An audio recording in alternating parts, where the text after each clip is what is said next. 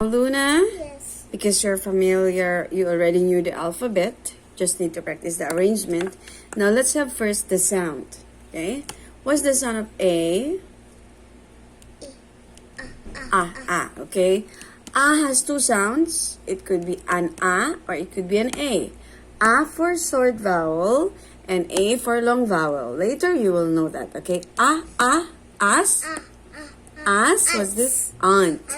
What's the sound of B? B. What's the sound of B? As. Bird. Bird. Okay. What's the sound of C? K. As cake. What's the sound of D? What's the sound of D? D. What's this? Dog. Okay. What's the sound of E? What's the sound of E? E. Egg. Okay, let's recall. What's the sound of A? What's the sound of B?